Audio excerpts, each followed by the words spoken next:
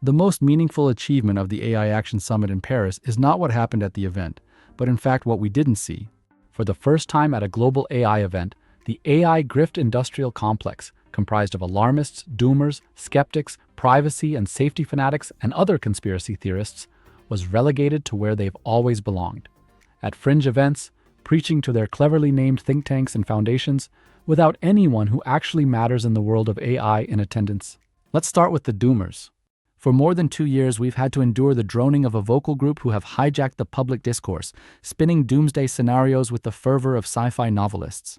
They've built an entire ecosystem around their personal fears and insecurities, and then convinced themselves, and unfortunately, far too many journalists and policymakers, that they had uncovered the ultimate existential threats to humanity. The launch of ChatGPT gave the doomers the perfect moment to pounce, pointing to the outputs from large language models as proof that AI was on the brink of surpassing human intelligence. They started shouting to anyone who'd listen that this technology was spiraling out of control. Unfortunately, enough people listened, and thus a moral panic was created that led to clumsy, short-sighted regulations like the EU AI Act and AI Safety Theatre, such as the AI Safety Summit in the UK. Events that served mostly to amplify the doom-laden rhetoric, with no basis in reality. Europe, in particular, has paid the price, burdening itself with restrictive policies that are now proving to be ineffective, difficult to implement, and out of date. However, while everyone was distracted by speculative disaster scenarios, actually urgent AI risks were pushed down the policy agenda. Non-consensual deepfakes, especially those involving children or women, were allowed to become a widespread problem.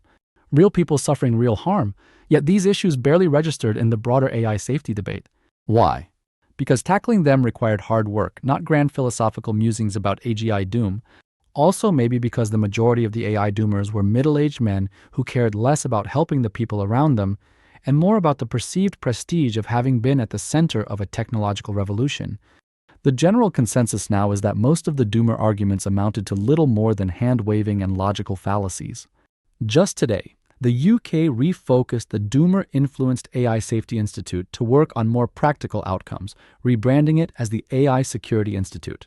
On the opposite end of the spectrum, we have the AI skeptics, people who have staked their entire persona on the belief that AI progress is overhyped and that every advancement is just smoke and mirrors.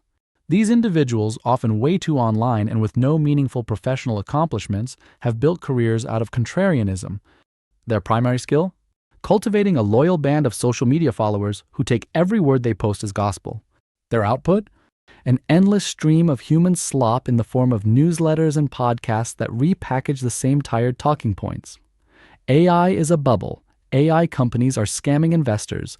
Nothing really works, and progress is an illusion. They circle the same arguments like a broken record, convincing themselves they're the only ones who see through the hype. Meanwhile, the actual world, where AI is transforming industries, accelerating scientific discovery, and reshaping the way we work, moves on without them. Then we have privacy and safety warriors, some of whom once built their entire online persona around working for big tech, and now spend their time on LinkedIn rewriting history. These individuals almost always start their posts with, "When I was at Meta Google," before launching into a self-righteous, often context-free tirade about the supposed dangers of AI. In reality, their actual impact inside those companies was usually minimal, but that doesn't stop them from branding themselves as the lone ethical voices fighting against the machine.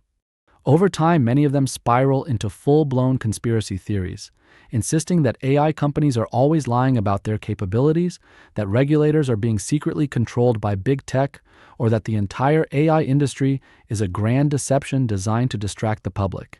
Their performative moralizing does little to contribute to real conversations about privacy, safety, or governance. Instead, they thrive on vague, alarmist platitudes and engage in endless purity tests to determine who is ethically compromised for simply working on AI. I can name and shame endlessly from the categories above, but instead, I'll provide one simple rule which helps me, and hopefully you, separate the AI grifters from the people who are doing the real work. My rule goes like this. AI grifters wake up every morning thinking about what they're going to say, while the people who actually care about AI safety wake up thinking about what they're going to do. Here are 4 examples from the latter category.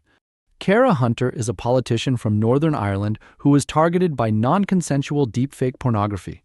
She fought back, won a seat in the Legislative Assembly, and is pushing meaningful legislation, leading the conversation nationally and globally about the risks of deepfakes. Raman Chowdhury has set up Humane Intelligence, a non-profit that is working with the public sector and industry to make meaningful progress in reducing the known issues with large models, from bias mitigation to detecting toxic outputs and other forms of harmful content through red teaming. Ethan Malik is doing amazing work educating the general public about the limitations and capabilities of generative AI, summarizing academic papers, pushing state-of-the-art models to their limits, and engaging in honest conversations about problems with AI models. Preslav Nakov is a professor who works on natural language processing. He has done pioneering research on fake news detection on social media, and recently published important papers on mitigating the issues with large language models. Realizing that large American tech companies weren't building for the rest of the world, he helped create JAIS, the world's first Arabic-centric foundation, an instruction-tuned large language model, which is open source and available in Microsoft Azure. The 4 people above, and many others like them, could have easily joined the AI grift industrial complex and benefited greatly from it. There is a lot of money to be made if you knock on the right doors. Instead, they chose to focus on what actually matters: building AI responsibly, maximizing its benefits, and addressing real-world harms with the urgency they deserve. Thanks for watching. This is an AI-generated video readout of this week's Computer Speak newsletter. To keep up to date with the latest news in AI and other emerging technologies, subscribe to Computer Speak on Substack.